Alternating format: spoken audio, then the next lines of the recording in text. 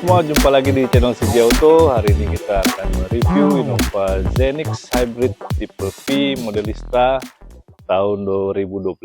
Seperti apa mobilnya, seperti apa rasa berkendaranya, saksikan terus videonya. Oke, kita mulai bahas tampilan depannya. Untuk Innova Zenix ini, dia gagah berwibawa dengan grill yang besar seperti ini ya.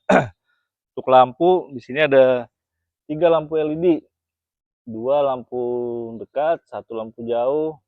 Untuk lampu kota yang kecil ini, lampu sennya masih bohlam.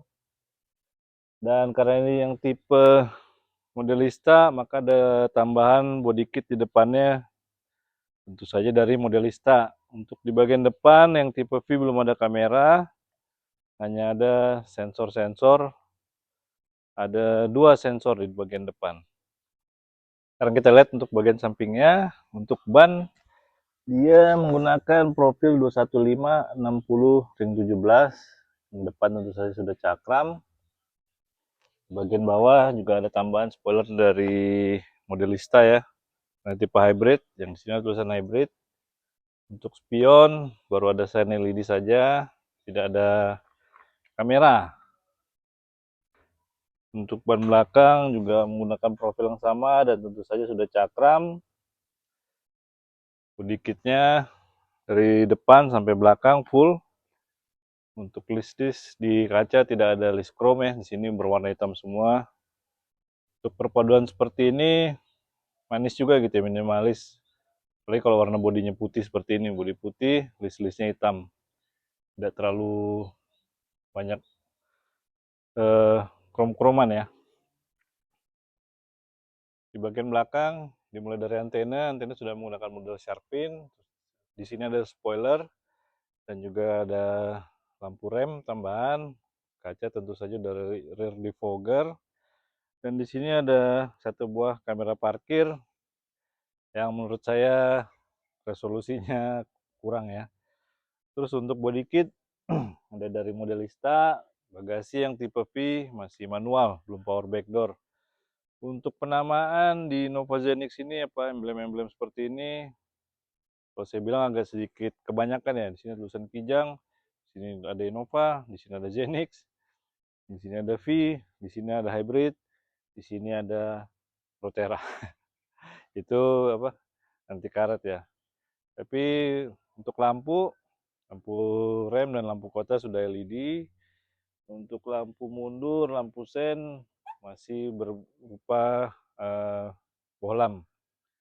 Untuk tampilan dari belakang juga Innova Zenix ini sudah modern ya, sudah manis, sudah banyak sekali perubahan dan berbeda sekali dengan Innova sebelumnya ya, atau Innova Reborn.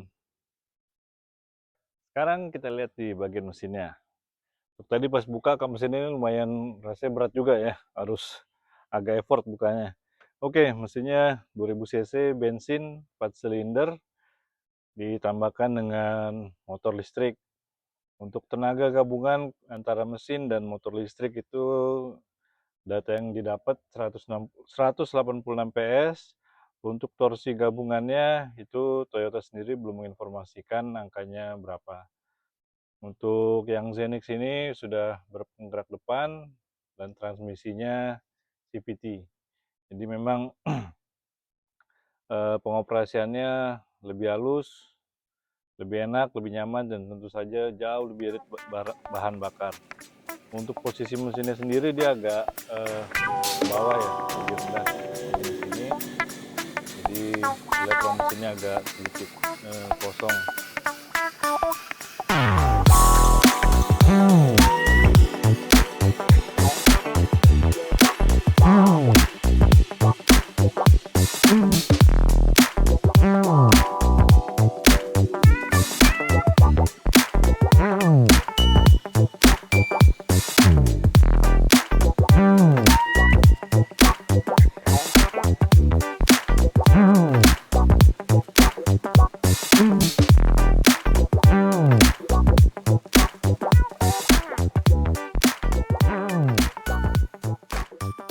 Oke, sekarang kita lihat bagian bagasinya.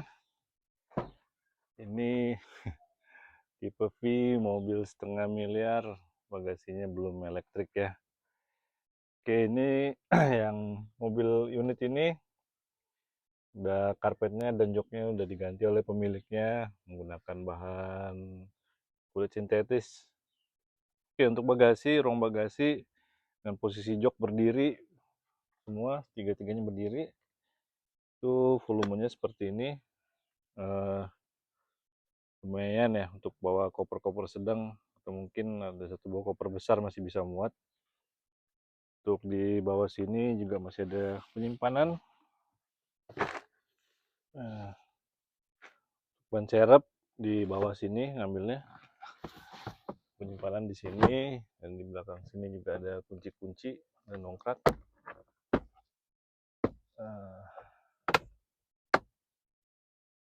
Oke, untuk posisi di tengah ini sangat enak ya untuk orang-orang tinggi ataupun orang yang besar gitu ya.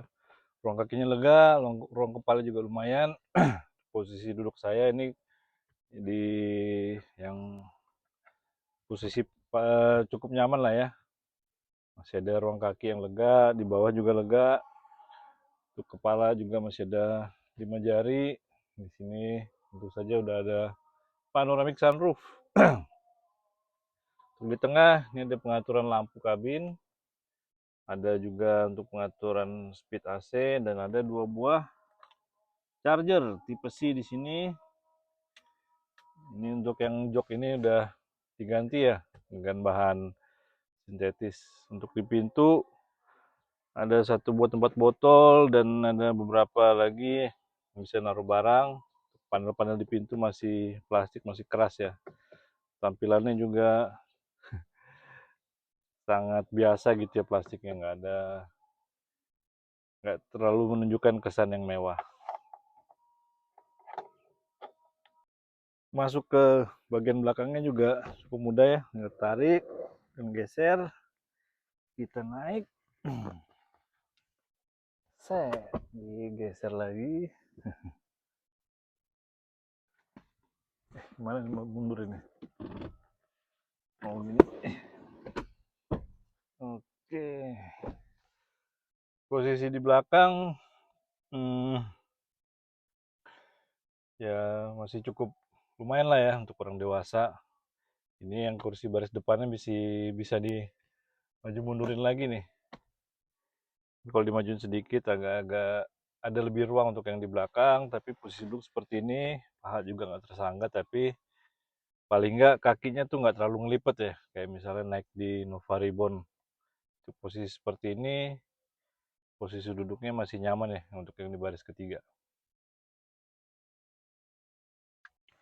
Oke, tampilan depan kita nyalain dulu mobilnya. Nah, kalau ini hybrid, ada suaranya kalau baterai masih cukup. Tampilan depannya juga sangat berbeda sekali dengan Innova generasi sebelumnya. Untuk posisi duduk ini udah jauh lebih enak ya, udah lebih berasa bawa mobil mewah gitu kurang lebih. Untuk tampilannya di sini ada indikator RPM nggak ada, tapi pengaturan untuk eco, charge, power atau off. Terus yang di tengah tampilan speedometer dan juga MID, berbagai informasi. Sebelah kanan ada bensin dan suhu mesin. Untuk di bagian kanan sini ada pengaturan ion AC, pengaturan tinggi lampu, dan ada beberapa spot kosong. Di pintu juga bagian depan ini panel plastik di bagian power window-nya. Terkesannya agak masih kurang ya, bisa ditingkatkan lagi supaya lebih bagus gitu, lebih enak dilihat, lebih enak dipegang juga. Power window udah all auto semua, ada tombol lipat spion.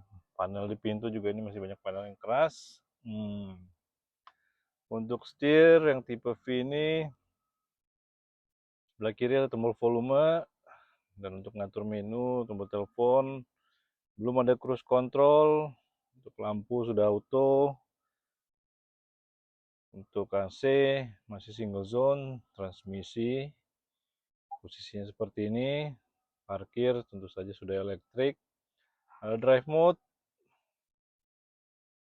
Eco, Sport, Power, Eco, normal, power maksudnya. Terus ada juga untuk mode EV-nya kalau baterai cukup, ada untuk matiin traction control. Di tengah sini ada 2 buah charger tipe C. Ada 2 buah cup holder juga di sini. Sebelah kiri di sini ada laci untuk penyimpanan barang, ada soket 12 volt juga. Di bawah juga ada laci lagi yang lumayan besar buat naruh barang. Di samping sini nggak ada tempat penyimpanan ya, hanya ada di sini. Ada laci lagi bersusun dia, bisa dibuka. Di bawahnya juga bisa untuk naruh barang lagi, lumayan besar lacinya. Tapi di dalam juga nggak ada pendingin ataupun nggak ada untuk colokan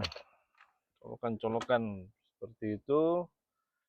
Untuk setir tentu saja udah tilt dan teleskopik.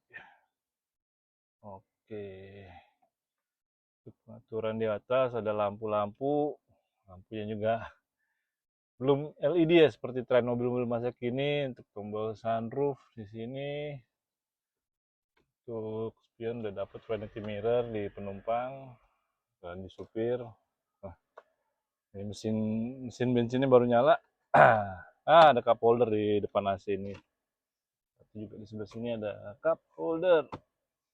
Panel dashboard ini juga masih plastik keras ya. Emblem modelista. Ini tombol-tombol AC saya pikir tadi kayak touchscreen, ternyata ada tombol fisik kecil-kecil ya untuk pengaturan AC-nya, pengaturan fan dan juga pengaturan temperatur. Seperti itu. Tampilan posisi berkendara udah jauh lebih enak, lebih asik daripada Innova sebelumnya. Untuk head unit tentu saja sudah support Android Auto dan Apple CarPlay secara wireless ya. Ini unit yang besar ini, tampilan grafiknya juga lumayan oke. Nggak terlalu ngedelay ya. Sini ada untuk USB-A untuk colokan, juga sudah bisa NFC.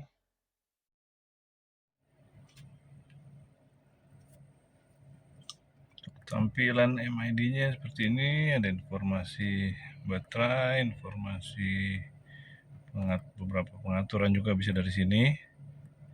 Seperti ini untuk berapa banyak average-nya ya, atau average fuel dan trip.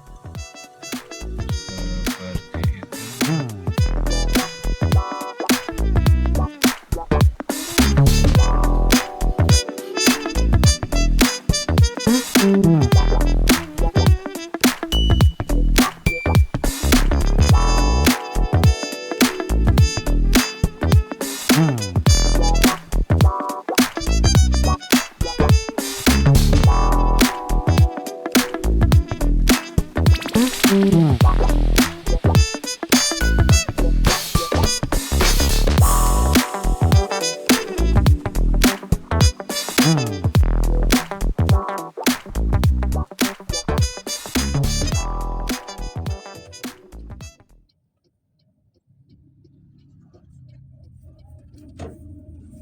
Oke, kita cobain Innova Zenix V hybrid modelista. Bantingannya pasti jauh lebih enak ya daripada Ribbon. Ada posisi tidur. Oh, ternyata emang enak. Halus dia bantingannya.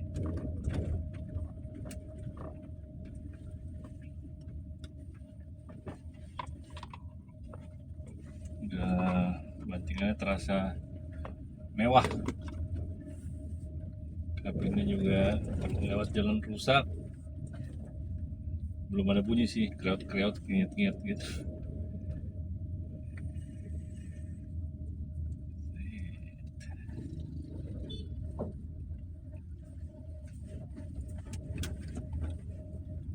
jalanan komplok. Suara bantingan, suaranya doang ya, keruduk. Tapi untuk bantingan ke kabinnya bisa diredam dengan baik. Jadi memang kenyamanannya sudah jauh berkembang, sudah improve.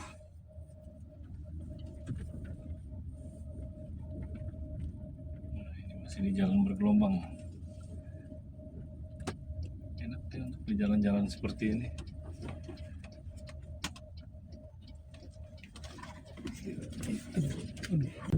Untuk posisi mengemudi, posisi berkendara enak, berasa cukup commanding, nggak terlalu seperti bawa mobil besar ya, tapi memang mobil ini lebih lebar. Ketinggian kursi bisa diatur juga, tapi untuk visibilitas ini udah enak. Setirnya juga ringan. Posisi mengemudi dia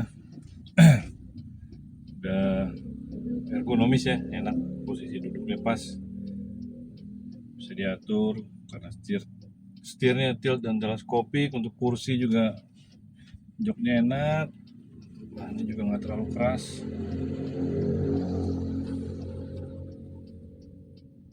Visibilitas bagus.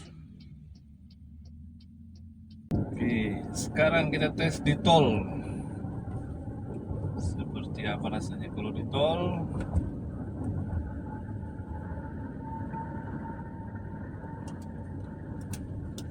Ini kita masih pakai mode Eco.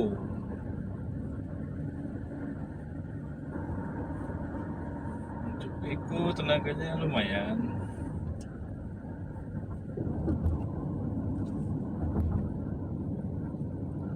Mode Eco masih kayak agak ketahan dikit ya.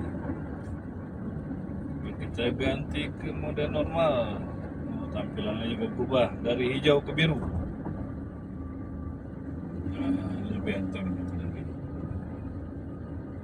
Gas juga lebih responsif.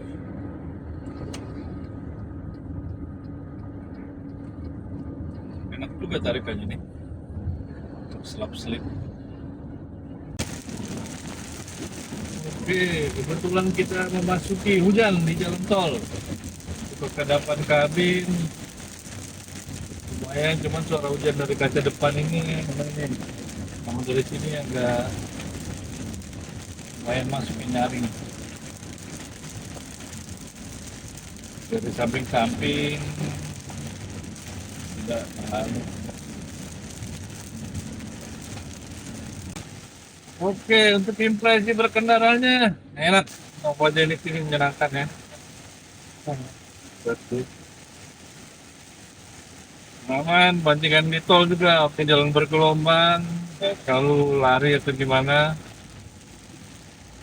Tapi memang keheningannya atau kesenyapannya mungkin masih perlu diperbaiki oleh Toyota.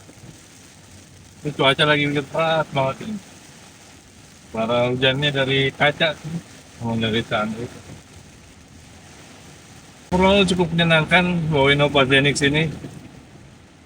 Gak heran dia makanya jadi idaman keluarga di Indonesia. Juga menampung banyak orang.